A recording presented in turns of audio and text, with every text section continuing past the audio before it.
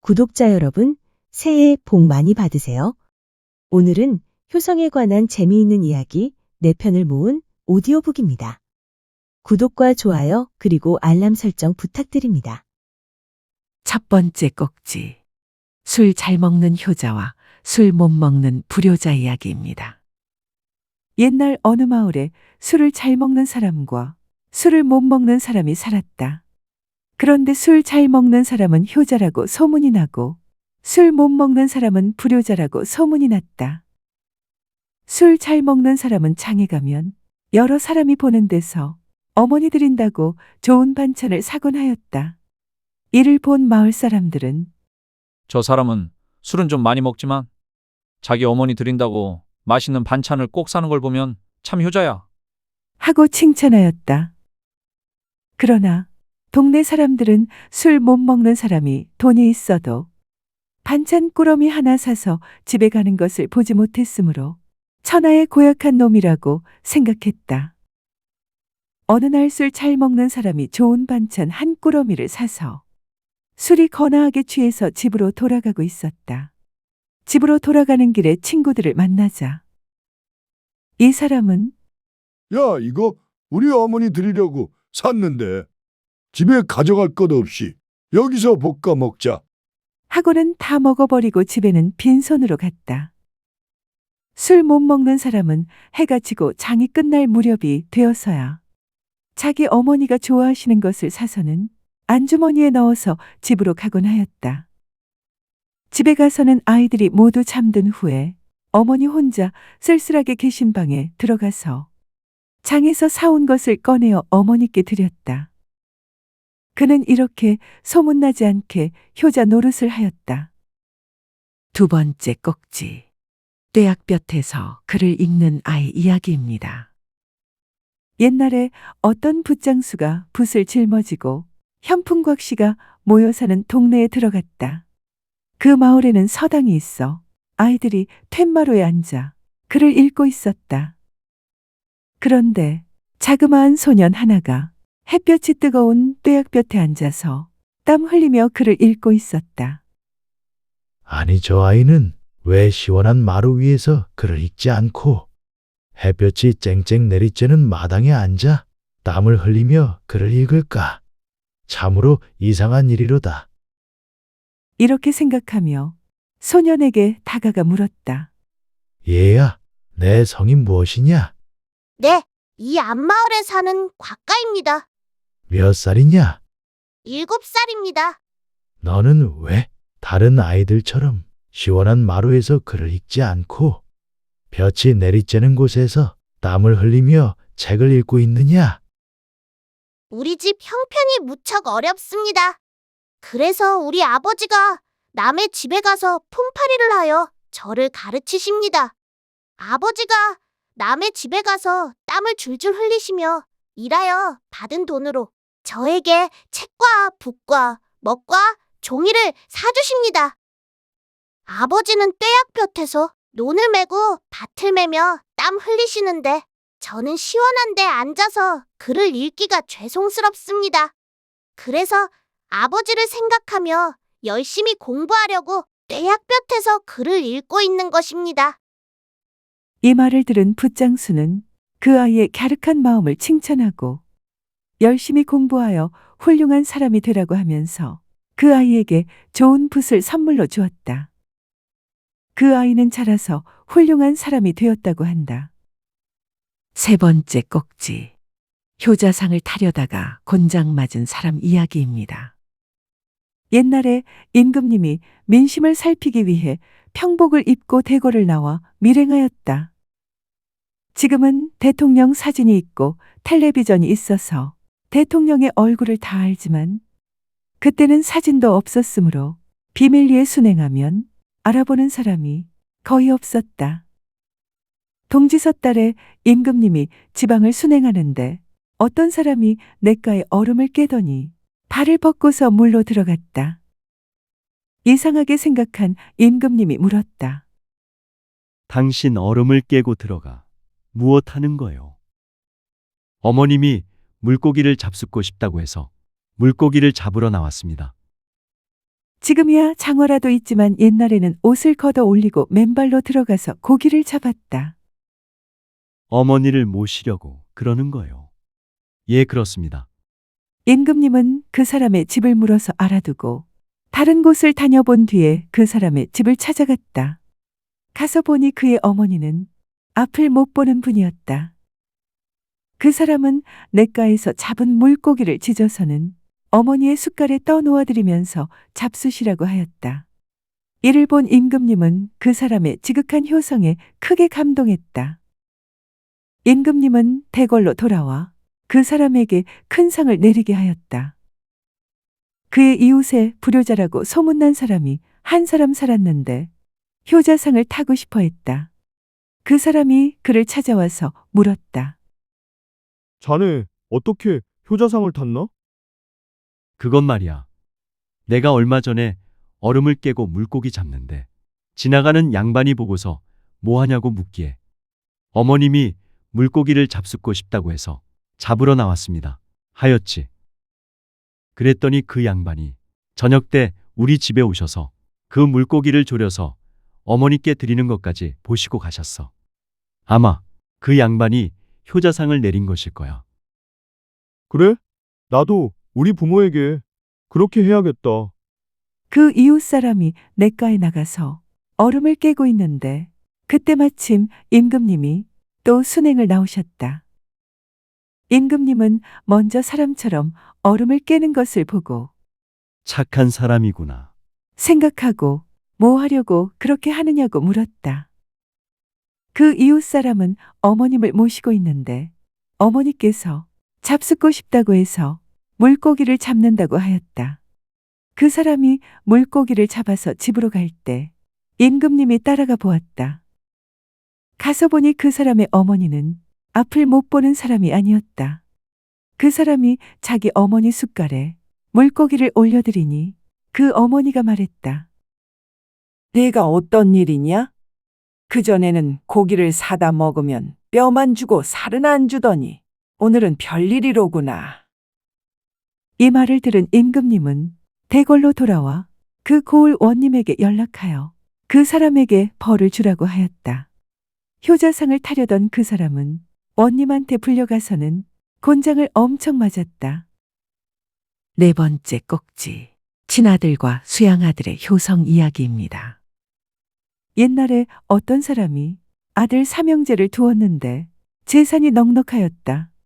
그 사람은 나이가 들자 재산이 별로 필요가 없겠다고 여겼다. 그래서 새 아들에게 넘겨줄 생각을 하였다. 얘들아, 너희들에게 재산을 똑같이 물려줄 터이니 잘 지키며 살도록 하라.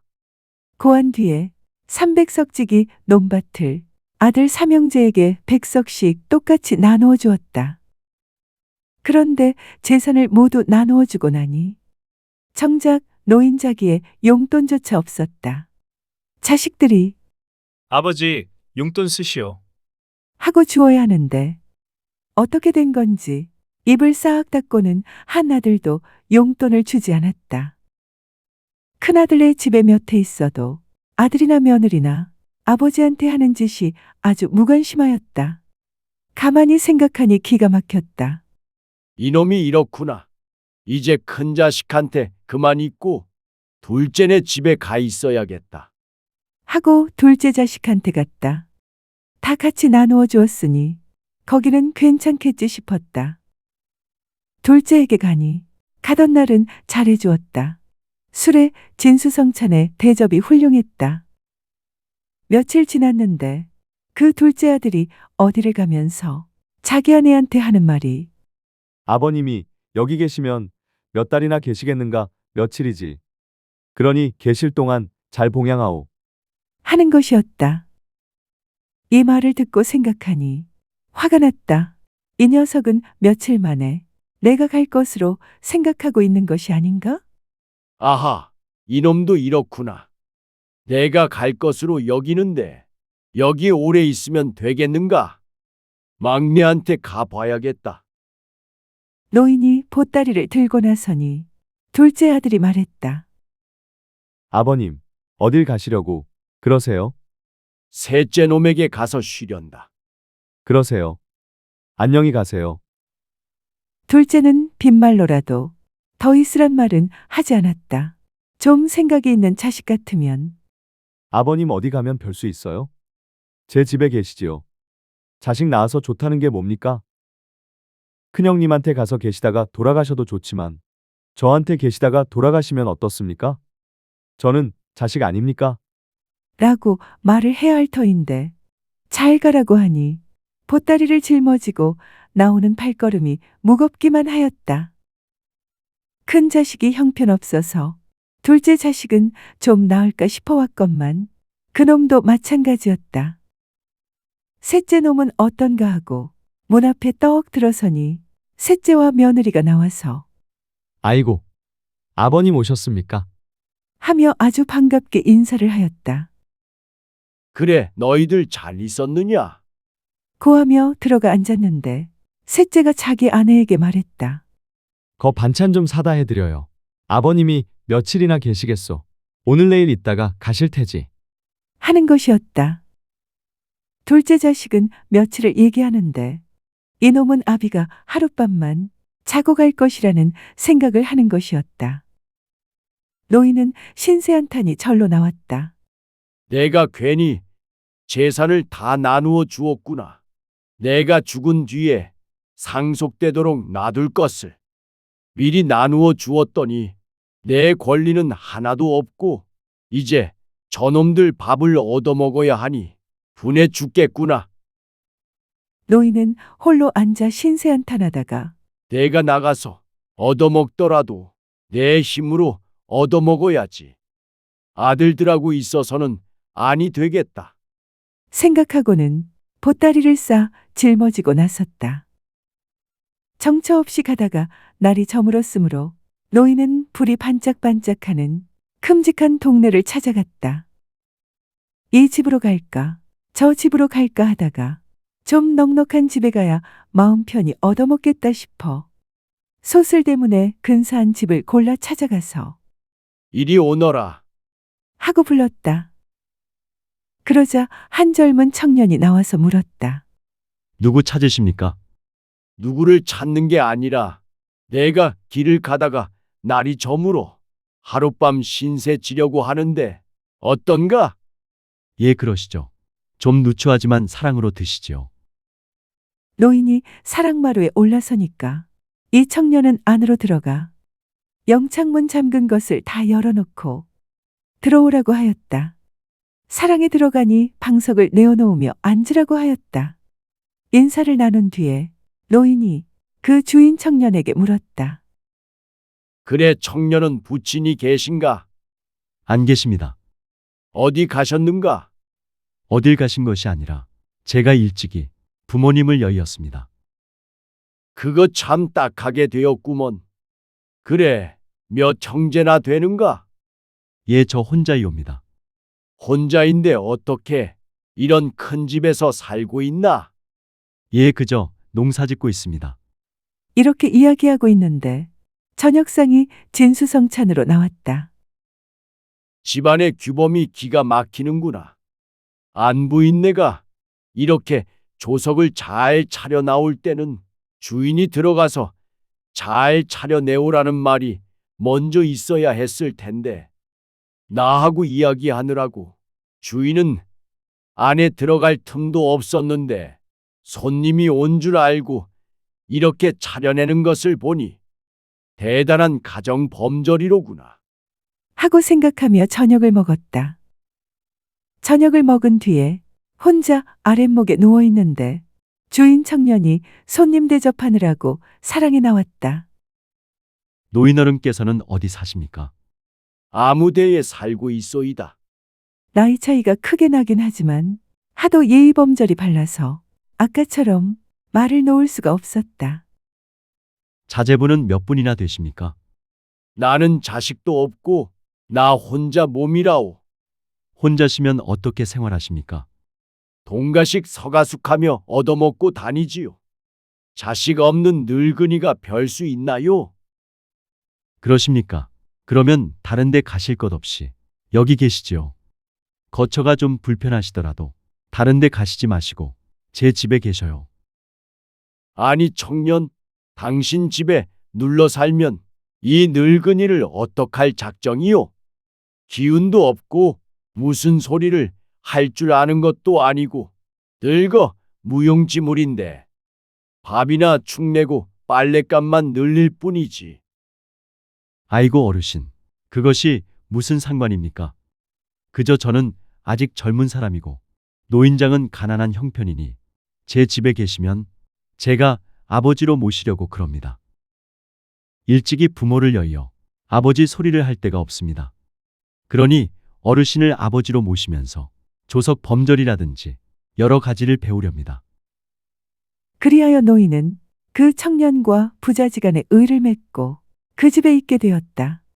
그런데 그 집에서는 세월이 지나도 노인을 집에 들어오던 날과 조금도 다름없이 잘 모셨다. 몇 달 후 노인이 집에 있는데 그 청년이 의관을 정제하고는 사랑방에 들러 말했다. 아버님, 오늘 어디 좀 다녀오겠습니다. 어디 갔다 오려는가? 예, 가면 한 2, 3일 걸리겠습니다. 그동안 편안히 계십시오.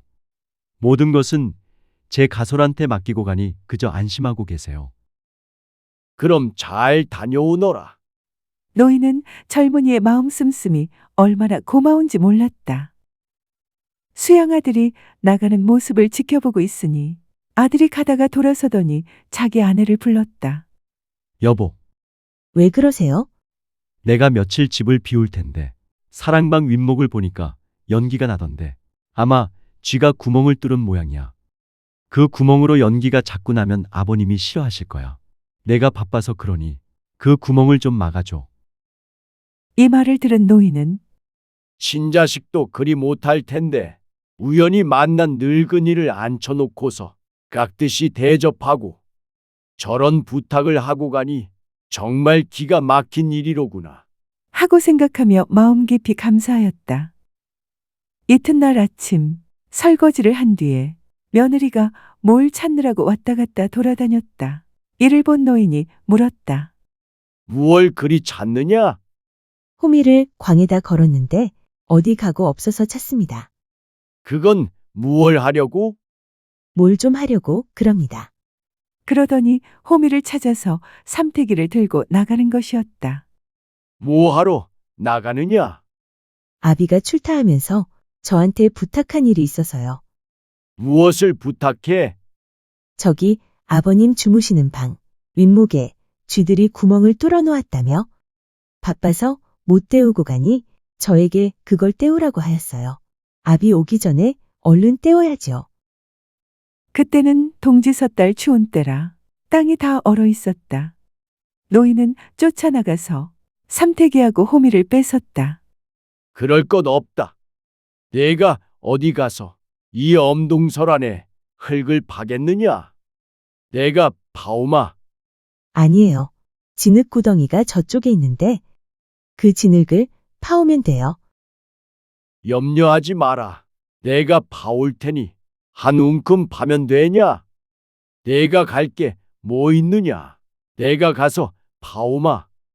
노인은 며느리의 손에서 호미와 삼태기를 뺏어서 양지바른 진흙 구덩이를 찾아갔다. 가보니 그곳은 눈이 녹았다. 노인이 호미로 흙을 파는데 땅속이 빈 것처럼 텅텅하였다. 이상하여 계속 파보니 솥뚜껑이 있었다. 이것이 무엇인가? 하고 솥뚜껑을 열어보니 그 안에 푸르죽죽한 것이 있어서 집어내려고 하니까 무게가 꽤 나갔다. 그래서 호미로 긁어보니 반짝반짝하는 것이 황금이었다. 노인은 다시 흙으로 덮어놓은 뒤에 흙을 조금 파서는 가지고 왔다. 노인은 며느리에게 물을 떠오라고 하여 흙을 갠 다음 개늘구로 쥐구멍을 때웠다. 그러고서 며느리에게 말했다. 오늘 저녁에 나 시키는 대로 뭐 좀 하려는가? 아버님이 시키시면 시키는 대로 하죠. 그러면 쌀을 정하게 씻어 가지고 녹음회를 지어라. 며느리는 쌀을 정하게 씻어 녹음회를 지었다. 다 짓고 난 후 말했다. 아버님, 녹음회를 다 지어 놓았습니다. 그러면 그거를 들고 따라오너라. 며느리가 녹음회를 큰 그릇에 담아서 이고는 집을 나섰다. 어딜 가시려고요? 나 가자는 대로 가자. 노인은 며느리를 데리고 그 흙파던 구덩이 있는 데로 가서 며느리에게 거기에 내려놓아라. 라고 하였다. 노인은 녹음회를 거기에 놓고 절을 하며 고사를 지낸 후에 며느리에게 말했다. 호미로 구덩이를 파라. 며느리가 호미를 들고 파기 시작했다. 한참 파니 솥뚜껑이 나왔다. 그걸 끄집어내고 다 파라. 며느리가 그 둘레를 빙 둘러 파고 보니 항아리가 묻혀 있었다. 항아리를 묶고 그 위에 솥뚜껑을 덮은 것이었다. 며느리가 그 항아리를 꺼내어 이고 집에 와서 방바닥에 놓고 쏟아보니 꽤 많은 양의 금이었다. 이것은 내 복이다. 내 복이 아니고 내 복이다. 그러니 잘 간수했다가 아비가 오거든 적절하게 사용하도록 넘겨주어라. 며느리는 자기 남편이 온 뒤에 그걸 내놓으며 자초지종을 이야기하였다. 그러자 수양아들이 노인한테 와서 인사를 드린 후에 말하였다. 그 보물은 아버님이 가져오셨으니 아버님 재산입니다. 천만에 그게 왜 내 재산이냐? 그것은 너한테로 온 복이니 그건 내가 처리해라. 수양아들은 금을 전부 팔아서 수양아버지 이름으로 논 수백 섬지기를 샀다. 노인은 수양아들 집에서 마음 편히 잘 먹고 잘 입으며 몇 년을 지냈다. 그러다 보니 친자식 생각이 간절하였다. 노인은 친자식들을 한번 찾아봐야겠다고 생각하였다. 그런데 저희 아버지를 싫어하고 박대한 것들이 그 재산을 가지고 여태껏 잘 있을는지 의문이었다. 부모를 싫다고 한 놈들이 아무래도 재산을 잘 유지하고 있을 것 같지는 않았다. 그래서 국리 끝에 수양아들을 불렀다. 할 이야기가 있는데 들어주겠느냐? 아버님 분부라면 무슨 말씀인들 거역하겠습니까? 말씀하세요. 자식도 없는 늙은이가 거린 노릇을 하며 얻어먹고 다니다가 너의 집에 와서 너를 아들로 삼아 여태 호의호식하였는데 이제 조금 안정이 되니 나같이 얻어먹는 사람이 한둘이 아닐 텐데 하는 생각이 문득 드는구나. 그래서 거린 잔치를 했으면 하는데 어떻겠느냐? 그렇게 하시지요. 우리가 이만큼 먹고 사니 몇 달 동안 푸짐하게 하고 싶구나. 소도 잡고 돼지도 잡아 푸짐하게 해서 석 달 열흘 100일 동안 잔치를 하자. 그렇게 하겠습니다. 수양아들은 분부대로 음식을 장만해서 잔치를 시작하였다. 아무 골 아무개가 며칠 날부터 며칠 날까지 거린 잔치를 하니 모두 참석해 주시오. 하는 방문을 붙였다. 잔치를 열고 보니 전국에 있는 거지들이 다 모이는데 자기 아들 삼형제는 한 놈도 나타나지 않았다. 노인은 속으로 이놈들이 여전히 잘 사는 것이로구나. 하고 생각하였다. 잔치가 끝날 무렵이었다. 저쪽에서 거린 몇 명이 보따리를 걸머지고 오더니 둘러앉았는데 아들 같았다. 몇 해가 지났으므로 자식 얼굴이 선명하게 떠오르지도 않고 눈도 어두워 잘 보이지 않으므로 접수부를 다시 확인해 보니 자식들이 틀림없었다. 노인이 양아들을 불러 말했다. 저기 있는 거린들은 오늘 보내지 말고 오늘 저녁부터 내일 아침까지 잘 대접하여라.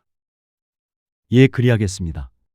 그래서 큼직한 행랑방 하나를 치우고 새 거린과 부인 자식들까지 그 방에서 재우고 잘 대접하였다. 수양아들이 노인에게 물었다. 저 거린들을 특별히 하루 재우라고 하시니 무슨 연유로 그러하십니까?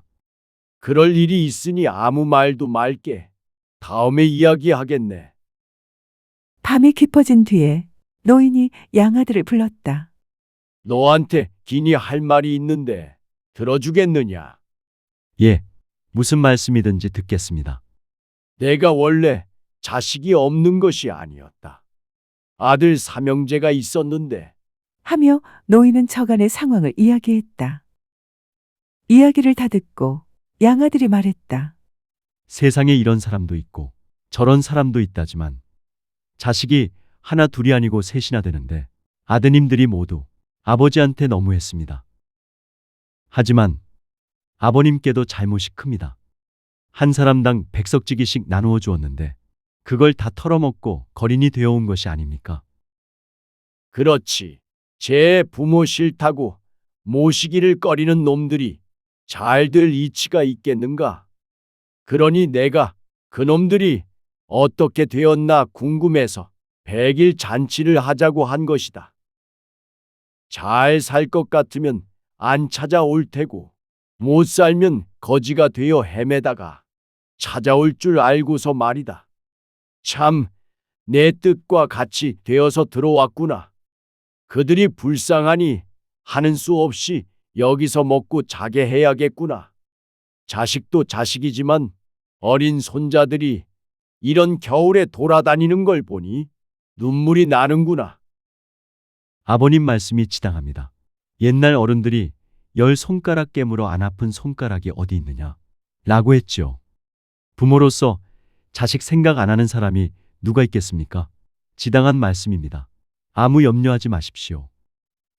수양아들은 행랑방에서 자는 노인의 아들 삼형제를 불러들였다. 노인이 아들들을 향해 물었다. 나를 알아보겠느냐? 그러나 아들 삼형제는 아버지를 얼른 알아보지 못하였다. 몰라볼 테지. 이놈들아, 잘 들어봐라. 100석지기씩 받았으면 평생 잘 먹고 잘 살아야 할 것 아니냐? 너희가 날 박대하는지라 내가 집을 나와 여기저기 돌아다니다. 이 집에 들어와서 젊은 주인을 만났는데 주인이 조실 부모에서 부모를 섬겨보지 못했다고 어디 돌아다니지 말고 자기 집에 계시면 성의껏 봉양하겠다고 해서 수양 부모가 되어 살고 있다. 그래서 여태껏 호의호식하고 잘 살다가 너희들 생각이 나서 내가 100일 동안 거린 잔치를 했다. 내가 얻어먹고 다니던 생각을 하고 불쌍해서 이렇게 잔치를 한 것이야. 그래서 너희들이 여기까지 오게 되었는데 그런데 이놈들아, 아비도 몰라본단 말이냐? 새아들이 납작 엎드려 1000번 죽어도 죄가 남겠습니다. 저희가 잘못한 것이 많아 아버님을 볼 면목이 없습니다. 라고 사죄하였다. 이 집 주인이 착하기에 한량없다. 늙은이 얻어먹고 다니는 걸 제 부모를 삼아 이렇게 봉양하니 거린들에게 논 몇 마지기씩 주어서 먹고 살게 해주지 않을 리가 없다. 그러니 이 주인의 처분을 바라라. 그러자 수양아들이 말했다. 아버님, 저분들은 아버님 아들 삼형제이고 저 또한 아들이 되었으니 이제 아버님의 아들이 사형제가 되었습니다. 그러니 토지 있는 것을 내 형제가 똑같이 나누면 어떻겠습니까? 아니, 그것은 안 되지. 그것은 자네 집안에 대대로 내려오는 재물인데 그걸 어째서 저놈들을 주느냐? 농사지어서 쌀 몇 가마씩을 줘서 먹고 살게는 할망정 토지를 나누어 준다는 것은 절대로 말이 안 된다. 아버님, 금을 판 돈으로 토지를 사서 아버님의 명의로 해놓았습니다. 그러니 전부터 가지고 있던 제 땅은 그대로 두고 아버님 명의로 된 땅만을 세 형님께 나누어 주십시오. 내가 이러니 복을 받아 잘 사는구나. 그래, 고맙다. 이렇게 하여 노인은 또다시 아들들을 먹고 살게 해주었다. 소우쿨 국장입니다. 들어주셔서 고맙습니다. 구독과 좋아요 그리고 알람 설정 부탁드립니다. 재미있고도 좋은 글로 보답하겠습니다. 매주 목요일은 오디오북 시간입니다. 이번 주는 금요일 오전에 오디오북을 업로드하게 되었습니다. 죄송합니다. 다음에 만날 때까지 건강하시기를 기원합니다.